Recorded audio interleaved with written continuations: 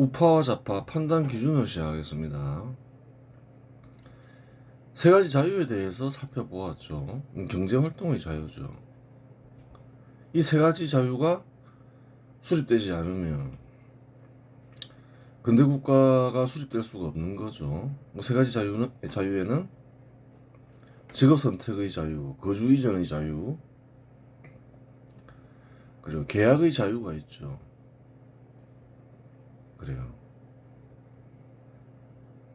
또 달리 얘기하면 근대 국가가 수립이 되더라도 이 세 가지 자유를 제한하거나 금지하면 근대 국가가 파괴되죠. 중요한 거예요. 반드시 고수해야 할 자유인 거예요. 사람들은 이런 자유에 익숙하지가 않다는 거예요. 왜 그런가요? 수천 년간 권력과 신분에 의해서 생산됐다는 거예요. 오히려 거기에 더 익숙해져 있다는 거예요. 거주 이전은 제한됐고 계약의 자유는 용인되지 않았죠. 그래요. 당연히 직업은 세습이 되는 거지 마음대로 선택할 수 없는 거였다는 거예요. 그래요. 폐기되었을 때, 제한되거나 폐기되었을 때의 문제를 생각해 보라는 거예요. 한국 같은 경우는 이제, 근대 국가 수립에 성공하고 상당히 발전했죠. 이런 것들을 제한을 하면 어떻게 될까요? 그런 것도 뒤에 살펴볼 수도 있는데, 여러 가지 하여튼 제한을 하면 어떤 일이 벌어지는가 살펴볼 수 있다는 거예요. 한국을 통해서도 살펴볼 수 있고, 외국을 통해 살펴볼 수도 있다는 거예요.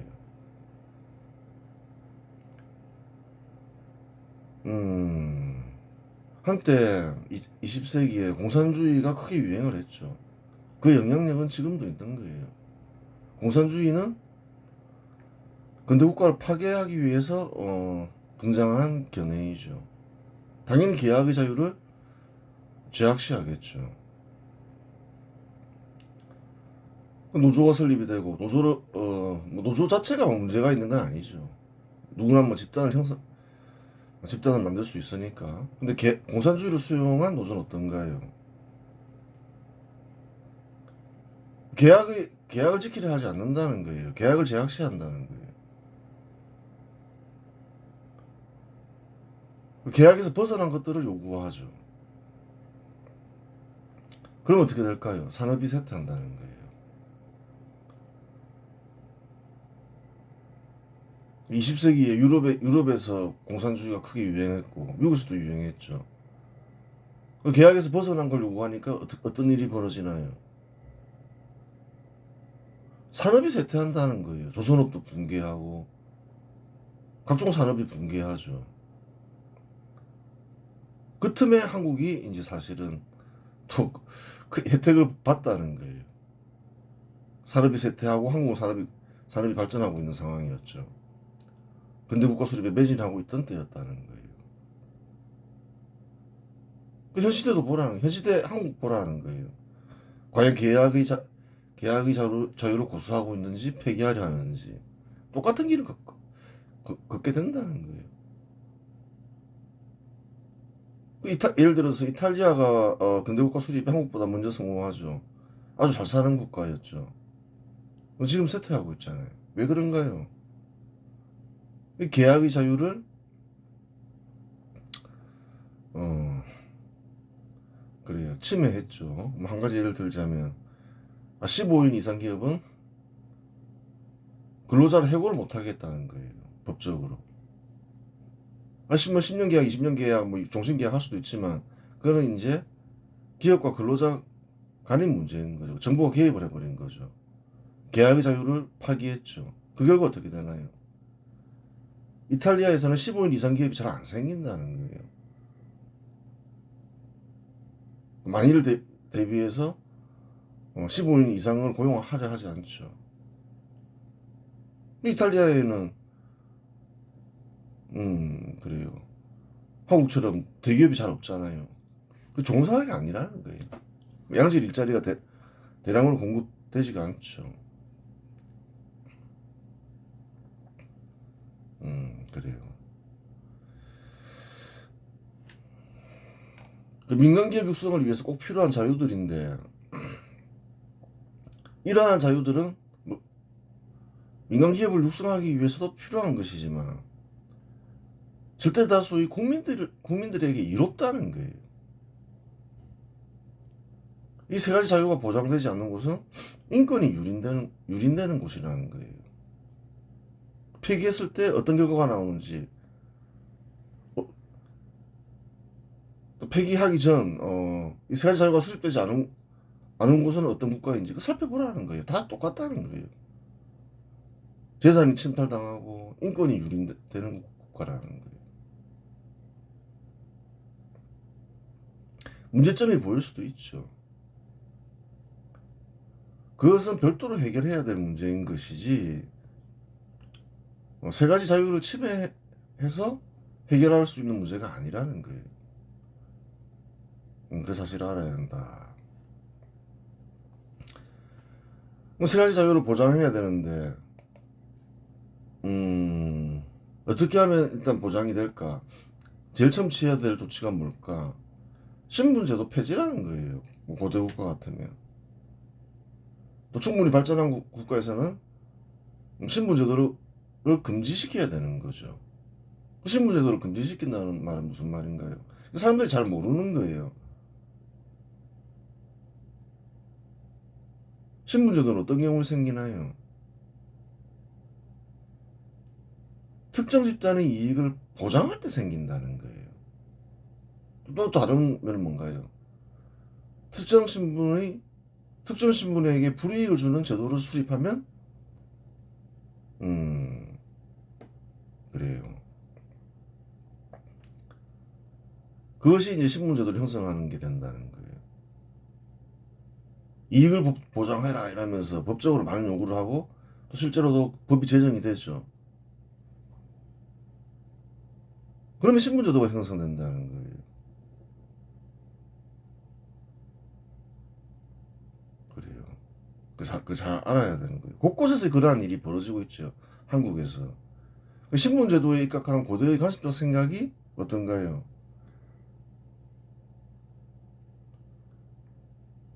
공식적으로 신분제도는 폐지했지만 그런 관습적 생각은 계속 이어지고 있다는 거예요. 새로운 윤리가 안 만들어져서 그런 거죠. 어떤 경우에도 특정 신분의 사람에게 이유 줘서는 안 된다. 한국은 어떤가요? 안 그렇다는 거예요. 서로 이익을 보장하라고 법을 조정하고 근래 들어서는 사고가 터진다. 집단적으로 행사하면서 이익을 보장해라 하고 맞다 이러면서 보장해 그러면 안 된다는 거예요. 잘못된 거라는 거예요. 사고가 터지면 안타깝죠.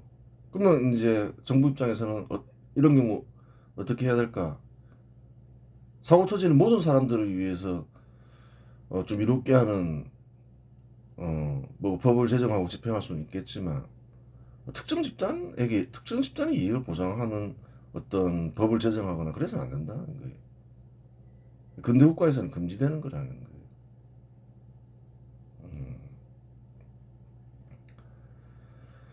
그래요. 신분제도 폐지 및 금지. 신분제도로 유지된 농업국가에서는 근대 국가가 수립될 수 없다. 언급하였듯이 세 가지 자유, 직업 선택의 자유와 거주 이전의 자유, 계약의 자유가 제도적으로 수립되지 않으면 근대 국가는 수립될 수 없는데 신분제도는 그러한 자유를 금지하기 때문이다. 얘기했잖아요. 고대 국가에서 이런 자유들을 누가 금지하나요? 신분이 높은 이들이 금지한다는 거예요. 자신들이 이익을 침해하기 때문에 특별한 게 아니라는 거예요.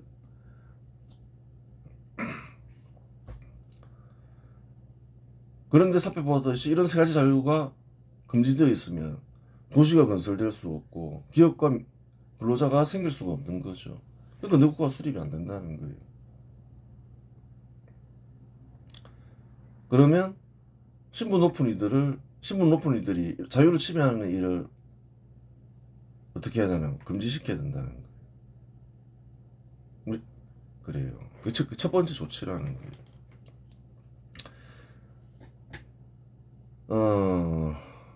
그걸 알아야 되는 거예요. 그 진짜 혁명이란 거는 약간 폭력성이 있는 거죠.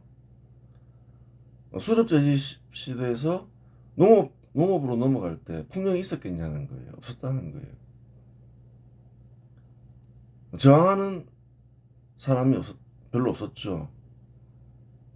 자기들이 이러니까 우리 농사나 짓자 이렇게 된 건데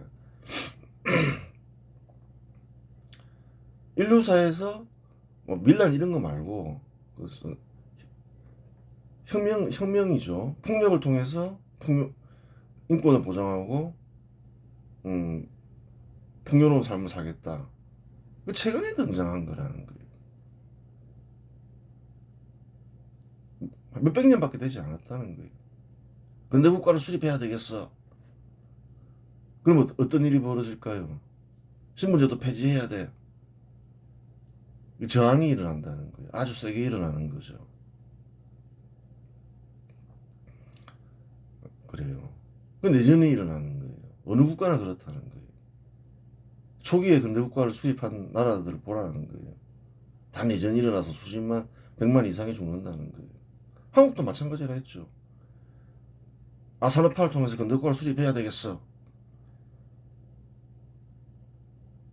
우리는 근대 국가를 수립해야 되니까 무역을 확대해야 돼. 얼마나 반발 세력이 많았나요? 김대중, 김명삼, 그래요. 다 반대 세력이죠. 그 뒤에 있었던 뭐 노무현 다 마찬가지라는 거예요. 그런 거 왜 하냐? 지금도 반발 세력이 있죠. 근대 국가 수립에 크게 기여한 사람들 악마화하고 그런 사람 많다는 거예요. 과거에는 어떻게 했냐는 거예요. 좀 약해졌던 시기가 일본 패망 이후. 근데 그때는 한국인들은 우리가 근대 국가를 수립 못해서 식민지를 겪었구나. 근대 국가를 수립해야 돼. 또 꼭 그것만 쓰던 건 아니죠.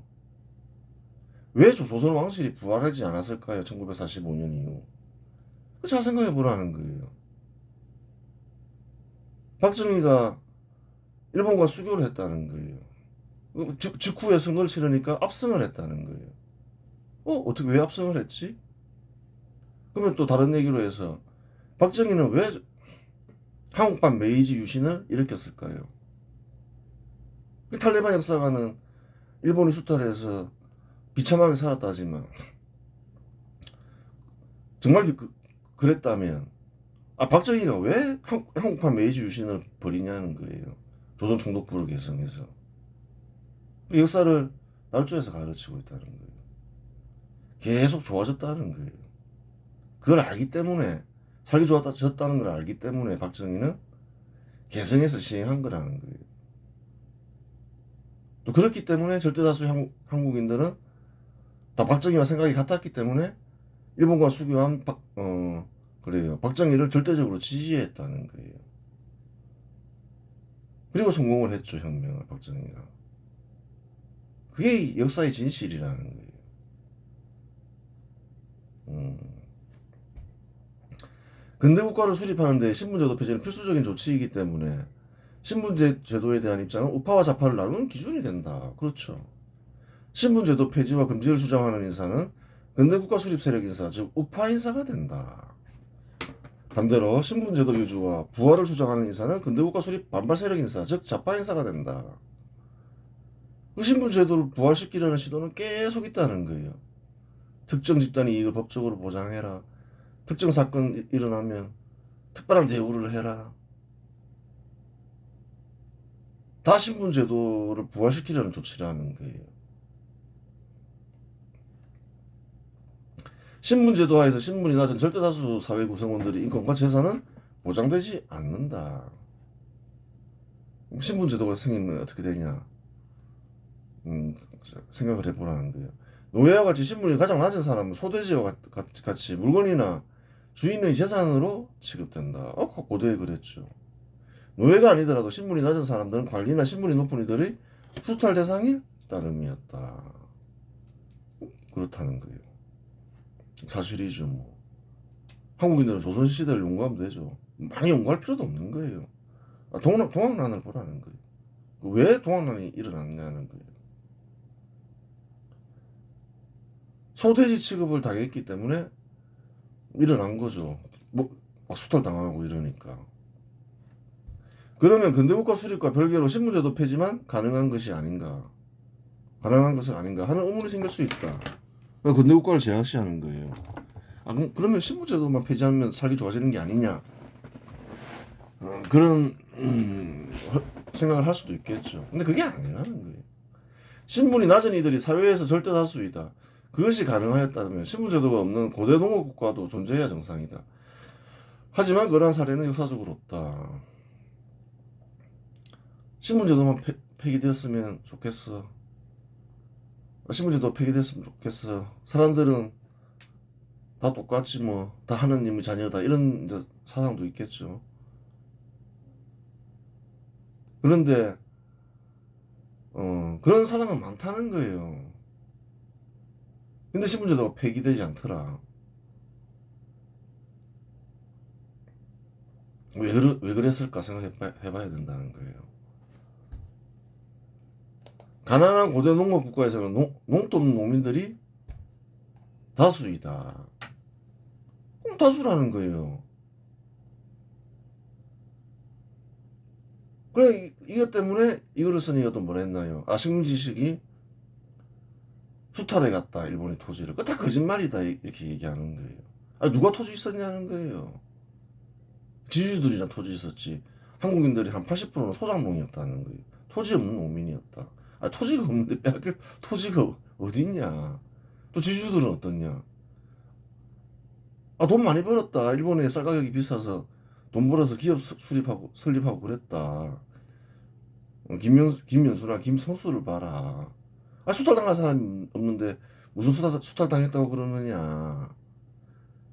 그리고 또 농민들은 토지를 오히려 보급받았다. 농민들 가장 소원은 뭔가요? 토지 없는 농민들.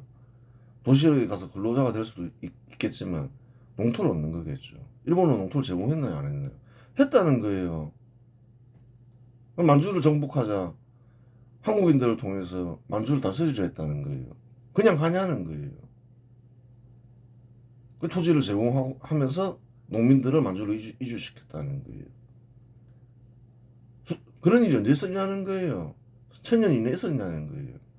한반도에서 농민들에게 토지를 제공하는 일이 있었냐는 거예요. 이러한 현상이 발생하는 이유는 인구가 증가하는 것에 비례하여 농토를 얻지 못하기 때문이다. 왜 토지 없는 농민들이 다수가 될까? 여러 가지 이유가 있겠지만 하나만 꼽아라면 인구에 비해서 농토는 비례하여 증가하지 않는다는 거예요. 이러한 현상을 타파하는 유일한 길은 정복을 통해 광대한 영토를 얻는 것 외에는 없었다. 그러한 이유로 고대 농업국가에서는 정복왕이 가장 존경받는 인물이었다. 그렇잖아요. 인구가 농토를 비례하여 따라가지 못한다. 농토가 인구를 비례하여 증가하지 않는다. 이것을 해결할 수 있는 가장 간단한 방법은 뭔가요? 전쟁을 통해서 광대한 토지를 얻는 거죠. 그래서 뭐 고대에는 정복왕이 가장 존경을 받았던 거예요. 어느 국가에서는. 사실이죠. 농토가 없는 농민이나 충분한 농토를 보유하지 못한 농민은 절대 빈곤에 시달려야 했고 생존을 도모하기 위하여 스스로 노예가 되거나 자녀를 노예로 팔아 생존을 도모했다. 사실이죠. 뭐 외국인이 쓴 기록도 있죠. 1900년 무렵 그냥 따라이는 그냥 팔아버리더라. 조선인들은 그 빈곤을 해결하기 위해서 유곽이나 노비로 팔아버렸다는 거예요. 스스로 노예가 되는 경우도 있었죠. 찾아보면 많다는 거예요. 왜 신분제도가 생기냐, 그 근본적인 이유라는 거예요. 가난한 농민들은 자녀들을 충분히 교육시킬 수 있는 소득이 없었고 소득이 충분하지 않았기 때문에 일할 정도로 성장하면 교육 대신 일을 시켰다. 그러한 이유로 근대국가가 수립되기 전 고대 국가의 문맹률은 80% 이상이었으며 한반도의 고대 국가도 마찬가지였다. 신분 제도가 있고 가난한 고대 농업 국가는 어떠한 삶을 살까?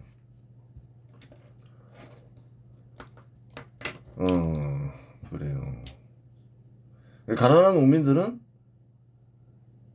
교육을 시킬 여유 그게 없다는 거예요. 소득이 없다는 거예요.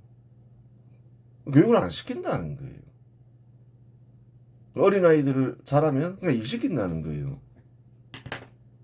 그럼 문맹률이 어느 곳에서나 80% 이상이라는 거예요. 군대국가가 수립되기 전까지. 그럼 어떤 윤리가 있었냐? 애들은 교육을 시켜야 돼. 부모가 부양하면서 부모의 사명이야. 그런 윤리는 최근에 생긴 윤리라는 거예요. 고대에는 그런 윤리가 없었다는 거예요. 아주 신분이 높은 사람들이나 그렇게 했지, 부자이거나. 대부분 가난한 농민들은 자라면 일 시켜야지. 그게 고대의 윤리였다는 거예요. 현대 그래요. 부모가 자녀를 부양하고 교육시켜야 된다. 최근 수십 년간 생긴 윤리라는 거예요. 당연한 윤리처럼 보이지만 그렇지 않다는 거예요. 수십 년 전만 해도 애들이 일하는 경우가 많았다는 거예요. 앵벌이도 있었고. 누가 시켰냐는 거예요.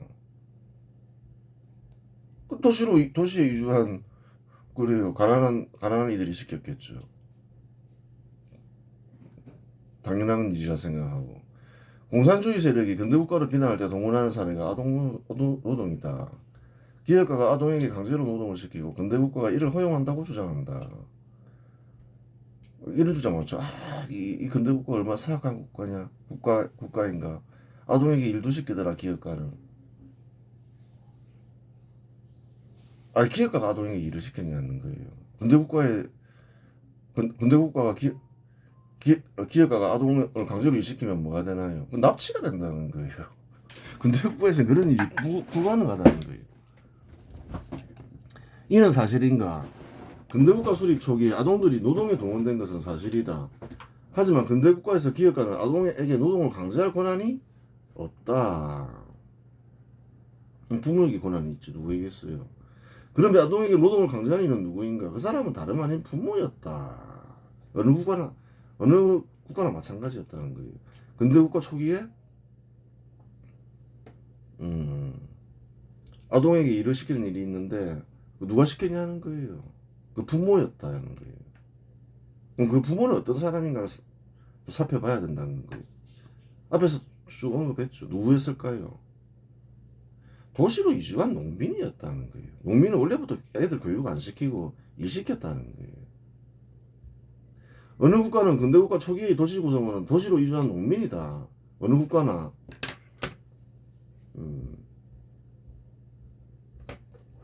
그렇죠. 농민이라는 거예요. 현 시대에서는 이해하기 어렵지만 어느 국가에서나 도시로 이주한 농민들은 자녀가 일할 정도로 자라면 교육 대신 일을 시켰다. 한 8살, 9살, 10살 된다. 이제 일할 수 있겠네? 일을 시킨다는 거예요. 교육을 시키는 게 아니라. 어린아이를 일시키고 경우에 따라 팔아넘기는 일은 고대로부터 내려오는 관습이었지 특별한 일이 아니었다. 원래 그랬다는 거예요. 근대국가 수립되기 전 100년, 200년 전 문맹률을 살펴보라는 거예요. 영국이라 해서, 프랑스라 해서, 일본이라 해서 근대국가가 수립되기 전에 문맹률이 낮은 게 아니었다는 거예요. 다 일시켜서 문맹률이 높았다는 거예요. 특별한 일이 아니었다는 거예요. 한국도 마찬가지라는 거예요. 식민지식 문맹률을 조사한 걸 보면 한 70%, 80%는 그걸 몰랐다는 거예요. 왜 그랬을까? 그 당시 윤리는 그랬다는 거예요. 지금 바뀌어서 그렇지.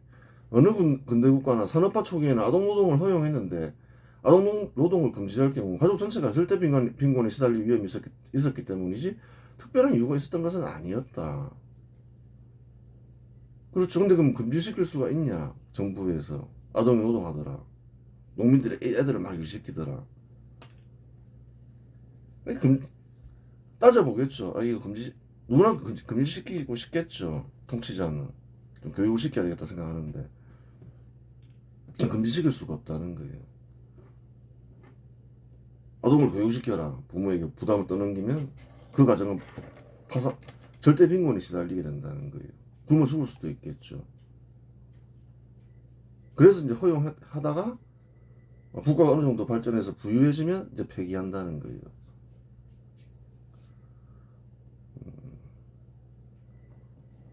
그래요. 산업화 초기 공산주의 세력은 아동노동의 사례를 지적하며 세력을 확장하려 했지만 실패했다. 실상 어린아이를 노동에 동원하는 부모 입장에서 공산주의 세력의 주장은 세상 물정 모르는 헛소리에 불과했던 것이다. 그게 많았다는 거예요. 아동 노동을 시키니까 이 근대국가는 파괴해야 돼 하면서 세력을 확장하려고 했는데 충분히 발전한 국가에서 또 충분히 발전하지 않은 국가는 아예 이제 그런 일이 잘 없으니까 실패했다는 거예요. 세력 확장에 실패했다는 거예요. 죽은 뒤에나 통했다는 거예요. 한국에서도 실패했죠. 그 왜 실패하냐는 거예요.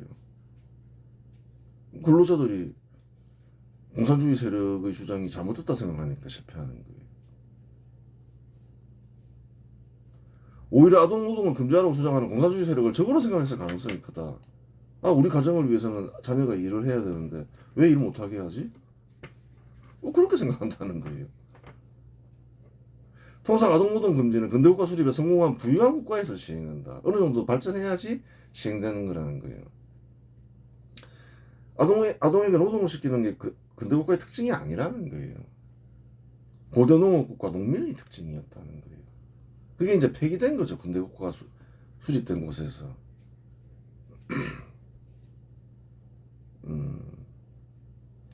고대 농업국가에서 신분제도를 폐지한다고 하여 현실에서 신분제도가 즉각적으로 사라지는 것이 아니다. 그걸 알아야 되는 거예요. 스스로 일자리를 구할 수 없는 신분이 높은 이와 주인으로부터 벗어날 방법이 없다. 신분제도를 폐지하면 신분제도가 바로 금지되냐? 또 신분제도 폐지를 원하느냐? 고대 농업국가에서 사는 이들이. 그래서 곰곰이 생각을 해봐야 된다는 거예요. 원하는 이들도 있겠지만 아닌 이들도 많다는 거예요. 스스로 소득을 얻을 수 없으니 신분제도가 폐지되더라도 달라지는 것이 없다. 이런 상태에서는 폐지된 신분제도가 부활되더라도 달라진 건 없으니 쉽게 부활할 수 있다.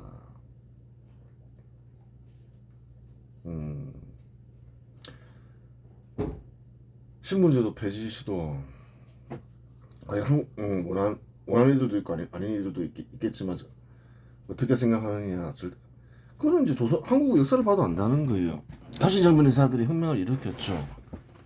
신분제도 폐지한다 이러니까 일광했냐는 거예요.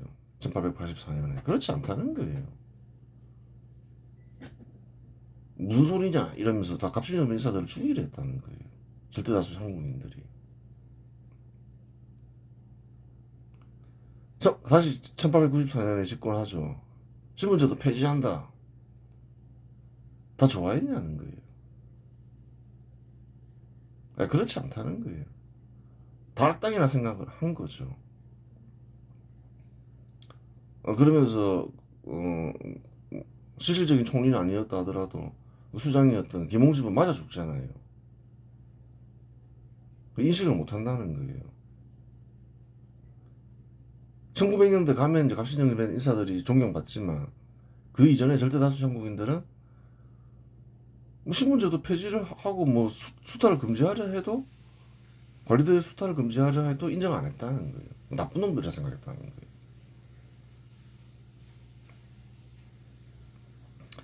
그래요. 이제 다음에는 이제 한국에서 어떻게 신분제도가 금지되었는지 실질적으로 살펴봐야 되겠죠. 이번 시간에서 마치겠습니다.